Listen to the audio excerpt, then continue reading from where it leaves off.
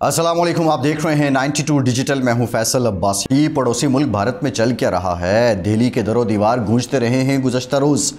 लोकसभा में जब अपोजिशन ने तकारीर की और वहां बैठकर आईना दिखाया गया नरेंद्र मोदी को, और नरेंद्र मोदी ने जो खिताब फरमाया है वो बड़ा इंटरेस्टिंग है। 100 मिनट की तकरीर, पूरे 100 मिनट बोले हैं भारत के जो प्रधानमंत्री हैं नरेंद्र मोदी साहब, और 100 मिनट की तकरीर में उन्होंने एक बार भी इस बात की तरदीद नहीं की कि 10 मई को जब उन्हें मार पड़ रही थी तो उस वक्त अमेरिका या डोनाल्ड ट्रंप ने सालिसी नहीं करवाई।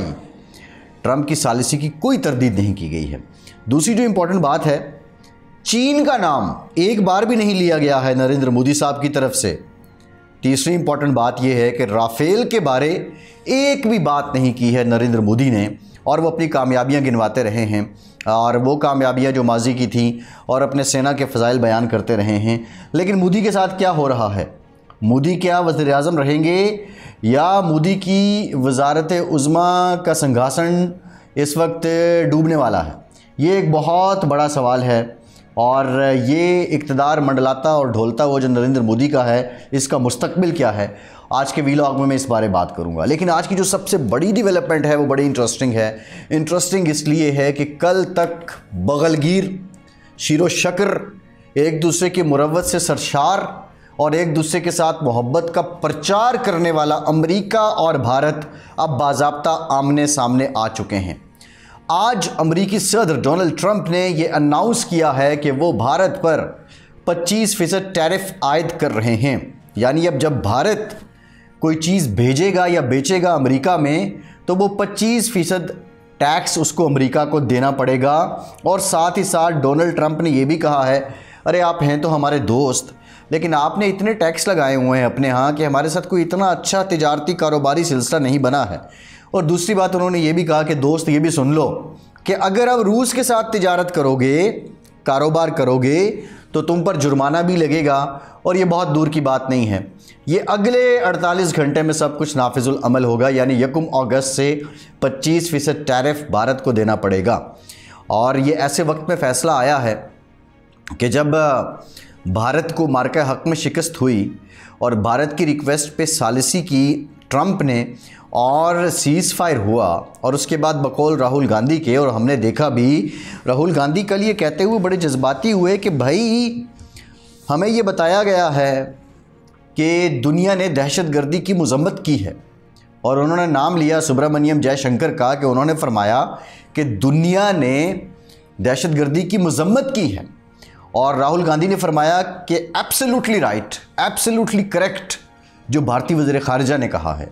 लेकिन साथ ही साथ उन्होंने ये कहा कि पूरी दुनिया में कोई एक मुल्क भी ऐसा नहीं है कि जिसने पहलगाम वाक़े के बाद पाकिस्तान की मज़म्मत की हो। और ये भी राहुल गांधी ने कहा कि एब्सोल्यूट आइसोलेशन में भारत को पहुंचा दिया है नरेंद्र मोदी ने। अब हमें राहुल गांधी की बातों पे खुश होना चाहिए नहीं, ये तो एक अलग बात है, ये मैं आगे जाके आपके साथ करूंगा। लेकिन इस वक्त जो इम्पोर्टेंट नुकता है कि नरेंद्र मोदी ने, भारतीय आर्मी चीफ ने फरमाया कि पाकिस्तान को तमाम तर जो सपोर्ट थी टेक्नोलॉजिकल, वो चाइना की थी, और चाइना की मदद से पाकिस्तान ने हम पे हमला किया। ये बात अब भारत कर रहा है, भारत के आर्मी चीफ कर रहे हैं। दैट मीन्स कि भारत की जो इस्टेब्लिशमेंट साइड है वो ये बात कर रही है। लेकिन भारत के वज़ीर-ए-आज़म पार्लियामान में आके चाइना का नाम तक नहीं लेते हैं। इसकी रीज़न क्या है ये मैं आपके सामने रखूँगा, ये बहुत इंपॉर्टेंट क्वेश्चन है। और अब इंडिया का जो मामलात हैं वो क्या हैं कि रूस का नाम क्यों लिया डोनाल्ड ट्रंप ने, और बाज़ाब्ता तौर पे क्या कहा? बड़ा चूना लगाया जी भारत ने अमेरिका को। भारत ने अमेरिका से कहा, जी हम आपके स्ट्रेटेजिक पार्टनर हैं, हम आपके दोस्त हैं, और इस खित्ते में, सब कॉन्टिनेंट में या साउथ एशिया में हम ही सबसे बड़ी ताकत हैं। आप हम पे इन्वेस्ट करें, हमारे साथ ताउन करें, हम चाइना के ख़िलाफ़ आपकी लड़ाई लड़ेंगे। अमेरिका भारत को वो छूट देता गया जो किसी और मुल्क को हासिल नहीं थी। भारत को सबसे बड़ी छूट ये थी कि वो अमेरिका का पार्टनर होने के बावजूद रूस से तेल खरीदता था, रूस से असलहा खरीदता रहा। 10 मई को पाकिस्तान ने जो उनका एयर डिफेंस सिस्टम S-400 तबाह किया, जिसकी लागत तकरीबन $2 बिलियन है, वो रूस से ही खरीदा गया था। साथ ही साथ भारत ने यह भी किया कि अमेरिका से मोहब्बत, मुरव्वत, दोस्ती, शराकतदारी की आड़ में ईरान, जिस पर अमेरिका ने पाबंदियां आयद कर रखी हैं, उससे भी तेल और गैस खरीदता रहा, बल्कि ईरान की मंडी में बहुत बड़ी भारतीय मसनूआत मौजूद हैं। ये छूट सारी मिलती रही। और रीज़न क्या थी कि भारत ने अमेरिका को ये टोपी पहना रखी थी कि चीन के खिलाफ हम हैं, हमारे होते हुए यहाँ आपको डायरेक्ट आके चीन के खिलाफ कार्रवाई करने की ज़रूरत ही नहीं है। हुजूर वाला, जब भारत ने पंगा लिया 6 मई को पाकिस्तान पे, उसने मासूम आबादियों को, मासूम शहरियों को बहावलपुर में, मुरीदके में, मुजफ्फराबाद में निशाना बनाया, पाकिस्तानियों को शहीद किया। और उसके बाद 4 दिन के बाद आता है 10 मई। 10 मई के सुबह जब बुनियानुल मरसूस स्टार्ट हुआ, मार्का हक का आगाज़ हुआ, भारत की वो दुर्गत बनी, वो दुर्गत बनी, वो दुर्गत बनी कि उसके बाद अमेरिका को भी समझ आ गई ये तो वो घोड़ा है जिसमें हमने दाव लगा दिया, ये तो मुर्दा घोड़ा निकल आया। हम तो इसे ख़ानदानी नस्ली अरबी नस्ल का घोड़ा समझते थे, भाई इसकी तो हालत ये है कि ये घोड़ा नहीं, ये तो खच्चर भी नहीं साबित हुआ कि भारी उठा लेता। अब अमेरिका को इस बात की आ चुकी है समझ कि एक, भारत ने इस्तेमाल किया अमेरिकी दोस्ती को, वो रूस के साथ भी मामलात चलाता रहा, दूसरा वो ईरान के साथ भी शराकतदारी करता रहा, और सबसे इंपॉर्टेंट बात यह है कि भारत का जो वॉल्यूम ऑफ ट्रेड जितना अमेरिका के साथ है उतना ही चाइना के साथ है। जो रेवलरीज हैं अमेरिका की, जो अमेरिका के हरीफ हैं, मुखालिफ हैं, भारत बराबर की तिजारत उनके साथ भी करता रहा। अब कहानी यहाँ तक आई और अब जाके डोनाल्ड ट्रंप को ये कहानी आई है समझ। लेकिन ये कहानी तब हुई कि जो भारत को शिकस्त हुई है मई के महीने में, उसने एक्सपोज कर दिया। उसने कहा हमने इतनी फ्लेक्सिबिलिटी दी, अमेरिका ने ये सोचा ज़रूर, इतनी फ्लेक्सिबिलिटी, इतनी लचक दी, जो मर्जी करो, जैसे करो, लेकिन ख़ुद को इतना ताकतवर कर दो कि कल को जब हमें ज़रूरत पड़े तो तुम इस्तेमाल हो।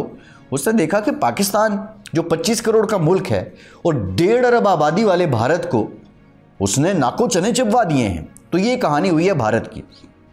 दूसरा जो इंपॉर्टेंट फैक्टर है, अब चीन का नाम क्यों नहीं लिया? क्या चीन और भारत करीब आ रहे हैं?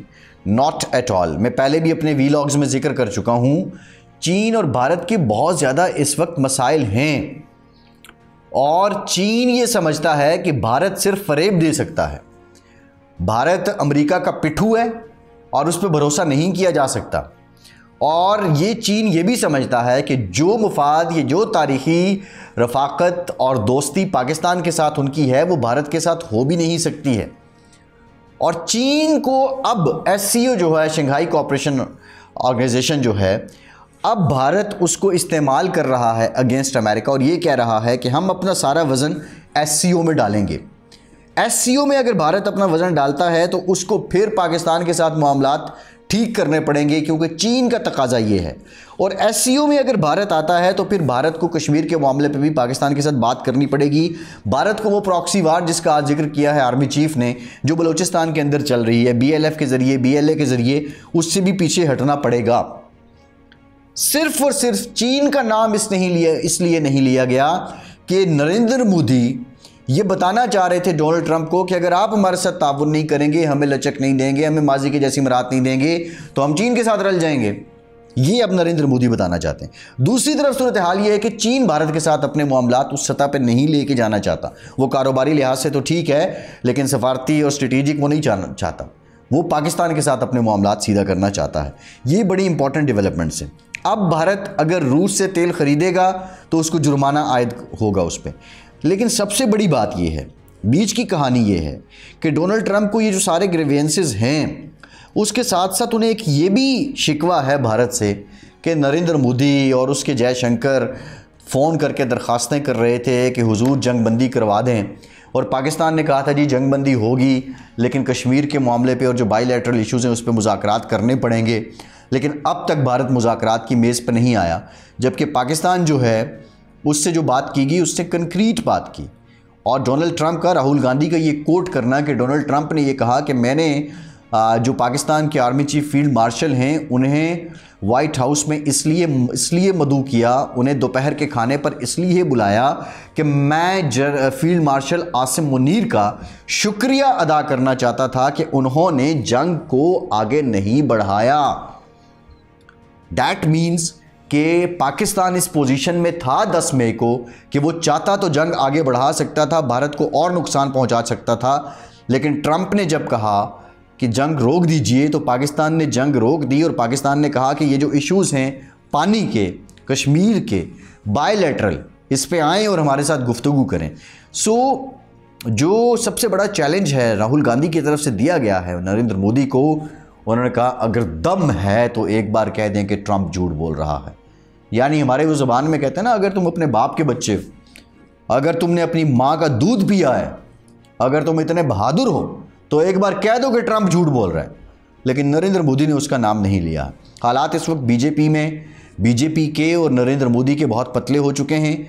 बिहार के इलेक्शन से पहले अपने वोटर्स को, उस इंतहा पसंद वोटर्स को कायल करने के लिए नरेंद्र मोदी कोई मिस एडवेंचर कर सकता है।